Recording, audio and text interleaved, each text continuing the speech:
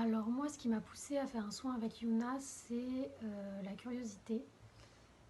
La curiosité de voir ce qu'elle pouvait sentir juste en faisant voyager ses mains au-dessus de moi. Et je dois avouer qu'au début, j'étais un petit peu sceptique. Mais très vite, quand le soin commence, en fait, on commence à sentir des choses, c'est assez compliqué à décrire, des choses plus ou moins fortes en fonction de où elles passent sur vous. Donc, bon, après, je peux vous donner un exemple, mais je pense que chaque ressenti est vraiment personnel. Mais moi, je sais que par exemple, j'étais allongée, les yeux fermés, parce que vu que j'étais sceptique à la base, je voulais vraiment pas, comment dire, me laisser influencer par ce qu'elle pouvait faire ou me dire.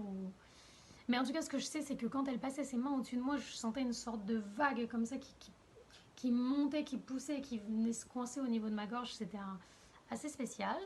Mais, euh, mais voilà, donc là, je me suis dit quand même, il doit se passer quelque chose. Même si Yuna savait pas vraiment pourquoi je venais. Parce que j'avais fait le choix de ne pas lui dire, tout simplement. Et voilà, mais c'est surtout après en fait. Après, je me suis sentie vaseuse. Je sais que j'ai eu la vision un peu trouble pendant un moment. J'étais assez nostalgique, c'était bizarre. J'étais dans un état un petit peu particulier. Et Yuna m'avait dit de faire attention à mes rêves pendant les 2 semaines qu'allaient suivre. Mais alors moi, à l'inverse, j'ai arrêté de rêver.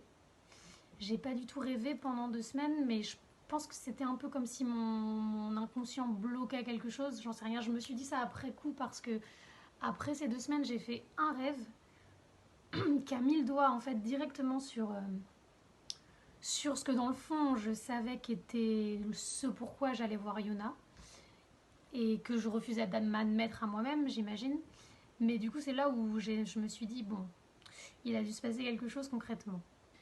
Et quelques temps après, j'ai refait un soin avec Yuna pour quelque chose de bien plus concret. Et écoutez, je sais pas si c'est effet placebo, tout ce qu'on peut.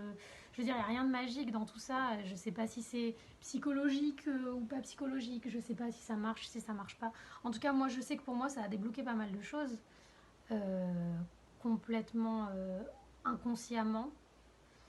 Donc, effet Yuna, pas effet Yuna, je n'en sais rien. Mais ça a fonctionné, tant mieux. Après, pour ceux qui seraient sceptiques d'aller tester ce genre de pratique, j'ai envie de vous dire que vous n'avez rien à perdre, à part un petit peu d'argent peut-être, mais franchement, que vous vouliez dire pourquoi vous y allez, ne pas le dire. Enfin, moi, par exemple, par pudeur, je voulais pas forcément raconter ma vie à Yuna et lui dire quoi que ce soit, mais ça ne l'empêche pas de faire son travail. Donc, en fait, je vois pas trop de contre à aller tester ce genre de pratique. Parce que même si on n'y croit pas et même si ça révolutionne pas votre vie, dans tous les cas, un petit nettoyage de temps en temps, ça fait pas de mal. Parce que je pense qu'il n'y a rien de magique dans tout ça et que ça reste quelque chose de très concret. Voilà.